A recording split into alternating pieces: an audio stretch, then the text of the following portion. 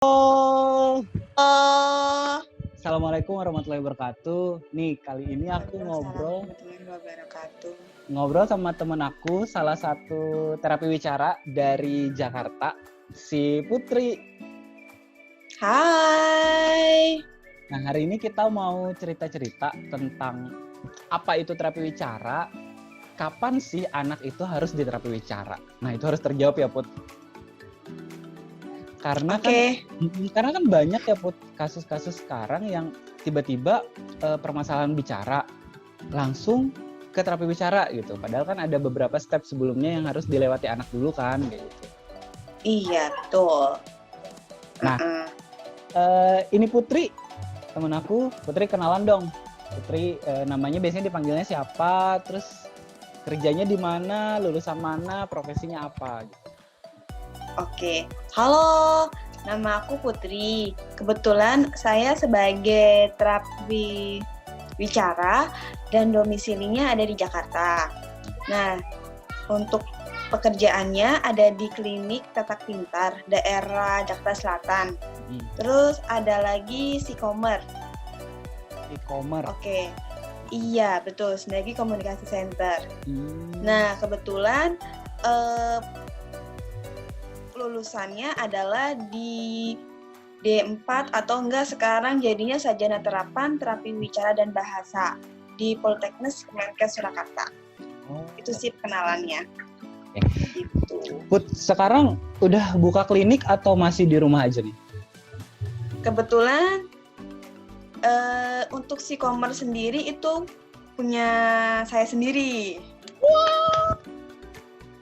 Ya, tapi memang untuk tempat belum ya, tapi kita masih lewat online atau enggak beberapa home program yang dikasihkan berupa kegiatan-kegiatan untuk yang sehari-hari gitu, atau enggak kalaupun basicnya bisa ke home visit bisa gitu, itu sih, atau enggak ada mini seminar gitu.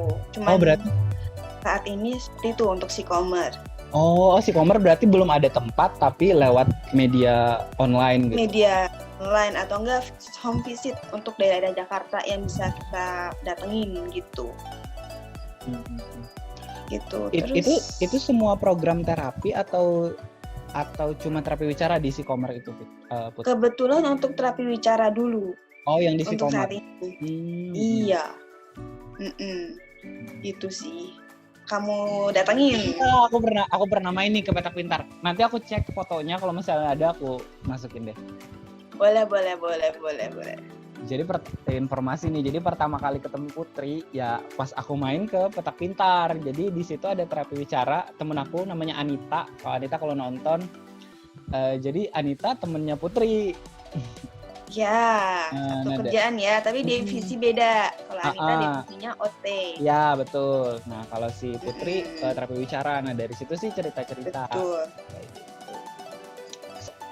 Saat misalnya orang tua atau selama ini Putri nanganin kasus anak aja apa gimana?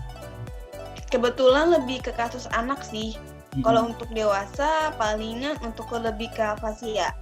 Oh, ke afasia.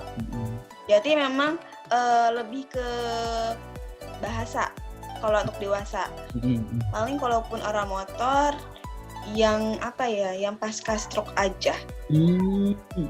Tapi masih menangani sampai untuk yang dewasa atau yang anak. Kalau yang dewasa jarang, tapi kalau anak iya.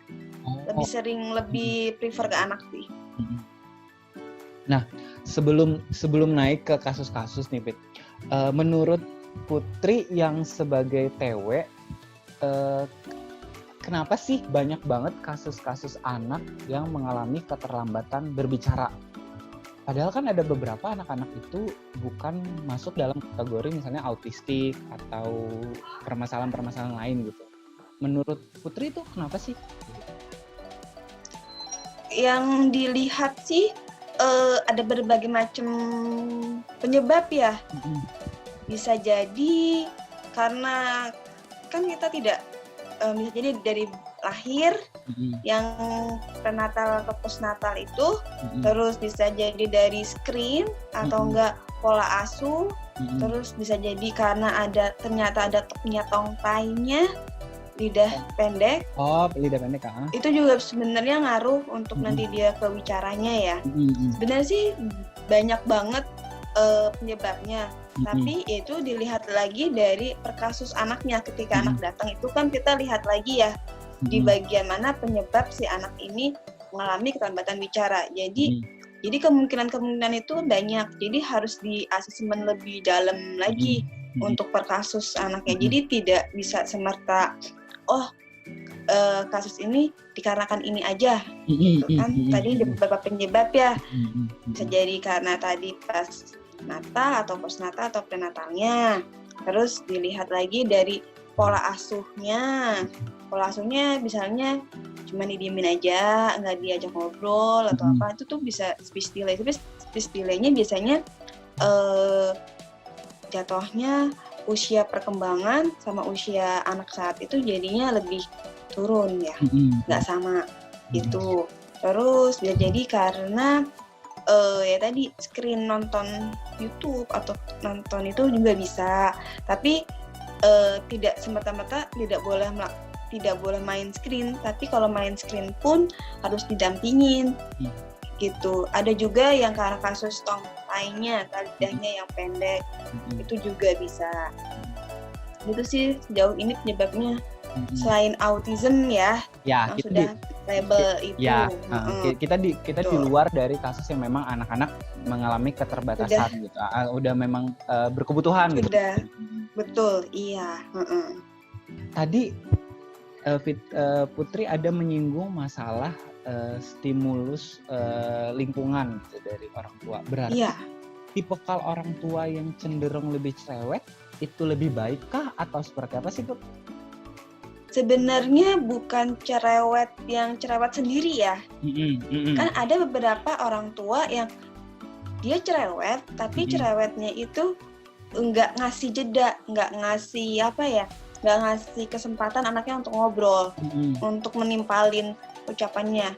Jadi dia ngomongnya panjang banget, tapi yang diambil sama anak nggak ada gitu loh. Jadi kayak kita, ayo yuk kamu misalnya ambilin itunya ya, atau enggak kamu makannya yang bagus dong ya gini-gini. Ya cuman begitu aja, itu kan cerewet ya. Tapi sebenarnya tidak ada komunikasinya, tidak menyediakan waktu jedanya untuk anak merespon atau memahamin si kalimat ibu ini, orang tua ini. Kalau bisa sih kalau komunikasi sama anak sesuaikan dengan si kondisi anak sendiri. Misalnya si anaknya itu tuh baru satu kata yang dia keluarkan. Jadi ya kita orang tua mau nggak mau ngikutin si anaknya satu atau dua kata. Misalnya anaknya nyebutin mobil, iya ini mobil. Jadi kayak kita ngasih jeda atau enggak ini mobil, atau enggak memperpanjang kata atau kalimat si anak yang sudah sebutkan itu. Dan tektok timbal baliknya tuh ada, tidak hanya satu arah aja kalau bisa sih. Kalau misalnya anaknya nyebutin misalnya pergi atau makan roti atau enggak minum susu. Jadi sambil dia nawarin ada barang terus mau susu gitu. Itu sih bisa sih sambil ada penawaran atau enggak komunikasi dua arahnya ya. Yang penting adalah komunikasi dua arah. Jadi orang tua ngomong, anak juga bisa menyerap itu dan mencerna dan menimpalinnya. Kan ada ya, ayo dong ngomong dong gitu. Itu tuh salah. Nah itu tuh kayak membuat anak itu tuh insecure. Lebih takut. Lebih takut untuk ngomong. Tapi lebih baik ketika anak nggak bisa jawab, cobain aja dikasih clue-nya. Itu apa gitu. Kalau misalnya belum jawab, wah iya itu misalnya mobil. Nah itu mobil ya. Nah itu mungkin akan ada jedanya. Yang penting kita orang tua ngasih model yang tepat aja dulu, bahwa itu mobil itu mobil. Ketika anak nggak bisa jawab, ya udah kamu kita sebagai orang tua ngasih option atau ngasih jawaban atau ngasih model bahasanya itu mobil gitu. Jadi tidak apa itu, ayo dong jawab. Oh, oke. Itu tuh kayak anak-anaknya tuh kayak apaan sih gitu. Nah, kalau bisa ketika misalnya anak sudah bisa jawab, kalau bisa tidak diulangin lagi pertanyaannya yang sama. Kan ada beberapa untuk ngetes ya kita atau orang tua. Ini apa ya?